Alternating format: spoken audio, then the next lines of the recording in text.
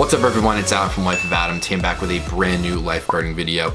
In today's video, I'm gonna be talking about what it feels like to save someone as a lifeguard. Now, if you guys are new lifeguards or if you've never had to make a rescue before while guarding, this is gonna be the perfect video for you. And I'm gonna use some of my early rescues as examples to walk you through what it felt like and how I did it. Now, before I dive into this, if you guys are new to the channel, I make a bunch of lifeguarding content about how to pass the course, how to pass the pre-test, basically everything you need to know. So definitely consider subscribing and liking the video if you're new to the channel. Now, one of my first rescues was I was giving a deep end test to a group of kids, and there was about ages between like 7 to 10. And what happened was one of the kids swimming started like freaking out and swam towards the middle and got tired, and I had to jump in and save them.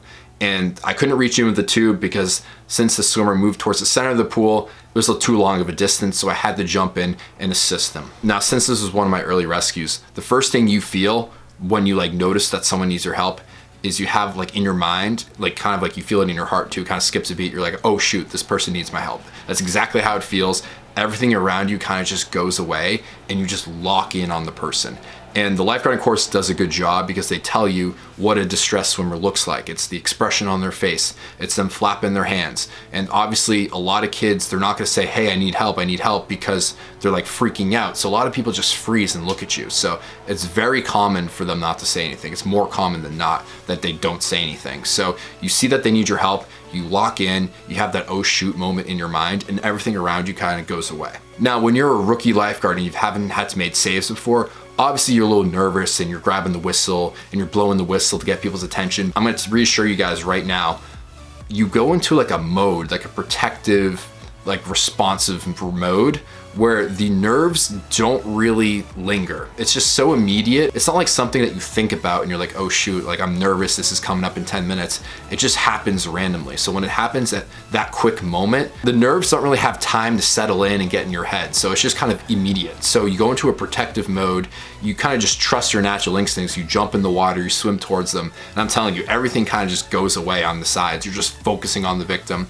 And one of the things that you have to kind of think about is that, yes, you got to do things by the book and it's very important. But in this case, this example, this kid was about 7, 8, 9, 10 years old.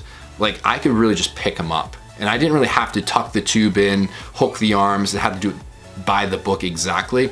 Really, this person was just tired, they couldn't stand up. I just had to like pick them up and bring them to the side. So that's what I did. I just took the tube, tucked it underneath them. It wasn't the best form in the world. I just kind of picked them up, moved them to the side, and you're like, hey buddy, are you okay? And he said yes, and he just went back to the shallow end. So you do an incident report, and whatever your facility does, you want to prioritize, like you want to handle the victim with the best skill and the best care possible, and you want to trust your natural instincts, but sometimes it doesn't have to be perfectly by the book if it's an example or if it's like a young child. If it's a big adult, technique's very important because you got to support a lot of weight. But if it's kind of like an immediate, quick type thing with younger kids, you can really just pick them up and bring them to the side. Now I'm going to give you guys an intermediate to a difficult type rescue that I had to do. Now this is at the deeper pool, older kids, big crowded pools, about 80 swimmers. There's 3 or 4, I think it was 4 lifeguards on duty with me. I was guarding the deep end, and basically what happened was a similar situation. It wasn't a deep end test, but I was noticing that a kid wasn't the best swimmer and he was kind of struggling in the middle of the pool and he had to keep going on his back and he was back floating. And what you do is like you scan and you watch everyone in your zone, but when you notice a swimmer that's not that good, you tend to like kind of double take on them and like spend more time watching them. So I was keeping an eye on him. He kept back floating. He didn't look that great. And what I actually did was I anticipated that this person was going to need my help.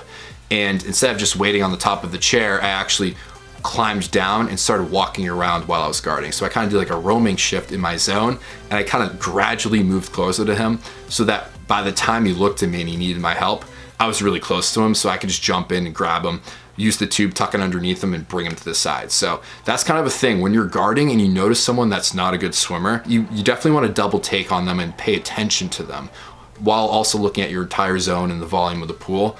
And you can always communicate with them saying like, hey, are you okay? Or kind of position yourself closer just in case something does happen, you're ready for it. So that's kind of a way to be proactive when saving someone. So I hope you guys enjoyed this video and found it helpful. Definitely like and subscribe if you're new to the channel.